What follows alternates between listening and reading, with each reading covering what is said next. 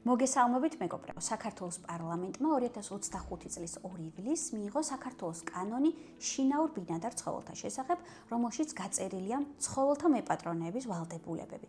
ასევე ადმინისტრაციულ სამართალდარღვევათა კოდექსში განხორციელდა მთელი რიგი ცვლილებები, რომელიც ითვალისწინებს აღნიშნული კანონდარღვევის შემთხვევაში ადმინისტრაციულ ჯარიმებს. ჩვენი მიზანია საზოგადოებას მივაწოდოთ მაქსიმალურად დეტალური ინფორმაცია აღნიშნულ საკანონმდებლო ცვლილებებთან დაკავშირებით, რათა თავიდან აირიდოთ საკმაოდ მკაცრი ადმინისტრაციული ჯარიმები, რაც რეალურად შესაძლებელია ცხოველების კეთილდღეობისათვის მნიშვნელოვანი და საკმაოდ მარტივი წესების დაცვით. ამიტომ გადავწყვიტეთ შემოგთავაზოთ მაქსიმალურად ინფორმაციული ვიდეოების სერიები, სადაც განგიმარტავთ პატრონის ვალდებულებებსა და საკანონმდებლო მოთხოვნებს. აღნიშნული ვიდეოები დაგეხმარებათ, რომ შეხვდეთ ახალ კანონს მომზადებული. ცხოველების მოვლა-პატრონობის წესების დარღვევისთვის განსაზღვრული რეგულაციების ნაწილი ამოქმედება 2026 წლის 1 იანვარს, ნაწილი 2026 წლის 1 ივლისს, ხოლო მცირე ნაწილი 2028 წელს. ჩვენს შემდგომ ვიდეოებში გაგაცნობთ საკანონმდებლო რეგულაციებს, რომელიც უახლოეს პერიოდში